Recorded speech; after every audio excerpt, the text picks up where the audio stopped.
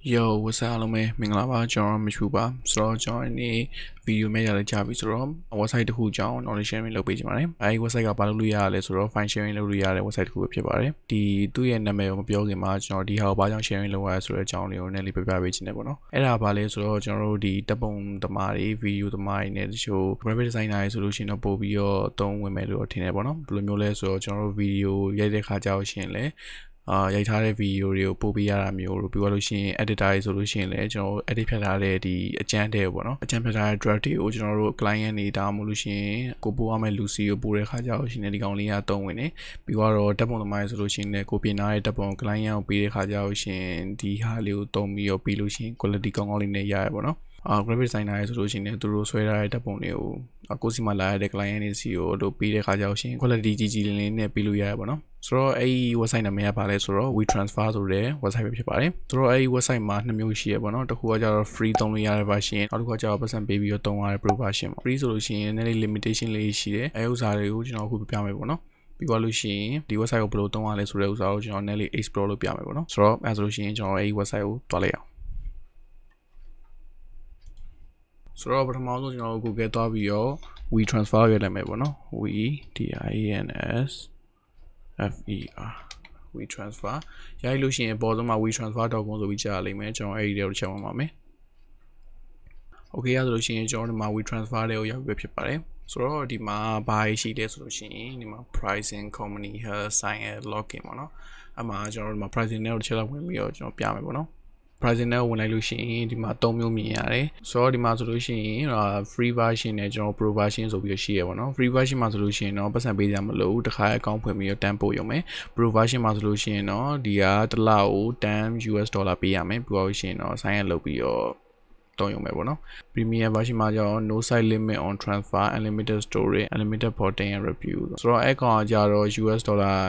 19 dollar ပေးရမယ်တစ်လောက်ပြီးတော့ဆိုတော့တကယ်လို့အဲ့ဒါလုပ်ချင်တယ်ဆိုလို့ရှိရင် sign up လုပ်ပြီးတော့တုံးရုံပဲပေါ့နော်ကျွန်တော်ကျတော့အဲ့အရာတွေတခုမှမလုပ်ဘူး free version လည်းမတုံးဘူး pro version လည်းမတုံးမနဲ့ file ကိုဘယ်လိုပို့အောင်လဲဆိုတော့ဒီနေ့ပြပြမှာဖြစ်ပါတယ်ဆိုတော့ file တွေကိုကျွန်တော်တို့ free ဘယ်လိုပို့မလဲပေါ့ဆိုတော့အဲ့ဒီဟာတော့လွယ်ပါတယ်ကျွန်တော်တို့ဒီမှာပထမဆုံး WeTransfer နဲ့ဝင်လိုက်လို့ရှိရင်ပထမဆုံးဒီဟာကိုတွေ့ရမယ်ဒီမှာတွေ့လို့ရှိရင်ဒီမှာ upload file နဲ့ select folder ဆိုပြီးရှိရပါတော့ select folder ကျတော့ folder အစုလိုက်တင်တာအဲ့ဒါကျတော့ကျွန်တော်တို့ဒီဓာတ်ပုံပြင်တဲ့လူတွေပေါ့နော်ဓာတ်ပုံပြင်တဲ့လူတွေဆိုလို့ရှိရင်တစ်ခါပြင်လို့ရှိရင်ပုံက450မျိုးရှိရဗျာအဲ့ခါကျတော့ရှိရင် folder ဆောက်ပြီးတော့တခါလေ folder လိုက်ကြည့်ပို့ရုံပဲပေါ့နော်ဒါပေမဲ့တော်တော်များများတော့အဲ့လိုမပို့လောက်ဘူးထင်တယ်ဘာလို့လဲဆိုတော့သူတို့က save ချုပ်ပြီးတော့မှပို့ကြတာများတယ်ဗျာဆိုတော့အဲ့ဒီဟာလည်းပို့ပြီးတော့ save ဖြစ်တယ်လို့ထင်တယ်ကျွန်တော်ကတော့ save ချုပ်ပြီးတော့ပို့ရတော့ပို့ပြီးသဘောကျရပေါ့နော်ကျွန်တော်တို့ဒီမှာ file မဲတင်ပြမယ်ပေါ့နော် upload file ကိုနှိပ်ပြီးတော့ရှင်ကျွန်တော်တို့လိုချင်တဲ့ဒီဓာတ်ပုံရှာပေါ့နော်ကျွန်တော် wall မှာလောလောဆယ်ဟိုနေ့ကကျွန်တော် reaction လုပ်ထားတဲ့ file လေးရှိရပေါ့နော်အဲ့ဒါလေးကိုတင်ပြမယ်အဲ့ဒါလေးကိုနှိပ်လိုက်ပြီးတော့ရှင်ဒီမှာတိုက်တယ်မှာကျွန်တော်ရဲ့ Sona ဓာတ်ပုံရဲ့နာမည်ဝင်သွားပြီဖြစ်ပါတယ်ဆိုတော့ပြီးတော့ရှင်ရဲ့ account လေးကို caret link လေးကိုနှိပ်လိုက်ပါပြီးတော့လို့ရှိရင်သူကဒီ1.6 MB ကို upload လုပ်နေဆိုပြီးတော့ဒီမှာ percentage လေးပေါ်ရပါတော့ Okay အဲ့ဆိုလို့ရှိရင်ကျွန်တော် link ကိုရပါပြီ link ကိုရပြီဆိုလို့ရှိရင် copy နှိပ်လိုက်ပါပြီးတော့ရှင်အတစ်ခေါ်ပြီးတော့အမှ patch ချပြီးတော့ download ဆွဲလိုက်အောင်ပါပဲOkay download ဆွဲခါကြလို့ရှိရင်လည်းလွယ်ပါတယ်ကျွန်တော်တို့မှာ download ခလုတ်လေးပေါ်နေအဲ့ download လေးကိုနှိပ်လိုက်ပါအဲ့ခါကြလို့ရှိရင် file download ဆွဲရဖြစ်ပါတယ်ဒီမှာအောက်မှာ download ဆွဲနေပါတယ် Okay အဲ့ဒါနှိပ်လိုက်ဆိုတော့တွေ့ရပါပြီဆိုတော့အဲ့လိုနီးမျိုးနဲ့ပို့လို့ရပါတယ်ပြီးတော့နောက်တစ်နည်းလေးရှိပါသေးတယ်အဲ့ဒါဘာလဲဆိုတော့ကျွန်တော်လုပ်ပြရမယ်အဲ့ဒါဘာလဲဆိုတော့ကျွန်တော်တို့ဒီ folder ထဲမှာကျွန်တော်တို့တင်နေတဲ့ပုံကိုတော့ရှာလိုက်ပေါ့နော်ရှာဖို့လို့ရှိရင်ကျွန်တော်တို့ဒီဓာတ်ပုံပေါ့အဲ့ဒီဓာတ်ပုံကိုဒီထဲမှာပြစ်ထည့်လိုက်ပြီးရင်ထည့်လိုက်လို့ရှိရင်ဒီမှာသူ့ရဲ့နာမည်ကဒီ title မှာသွားပြီးတော့ထိုးလိမ့်မယ်ပြီးတော့ရှင် caret link လေးကိုနှိပ်လိုက်ပါပြီးတော့ရှင်ဒီမှာ upload လုပ်နေလိမ့်မယ် percentage ပြေသွားလို့ရှိရင်ဒီကောင်လေးကိုကျွန်တော် copy ယူပြီးတော့သူများကိုပို့လိုက်အောင်ဖြစ်ပါတယ် Okay အဲ့ဒါကိုပြီးတော့ရှင် download ရှိရယ်download နှိပ်လိုက်ပေါ့နော် Okay ဒီမှာ download ဆွဲသွားပြီဖြစ်ပါတယ် Okay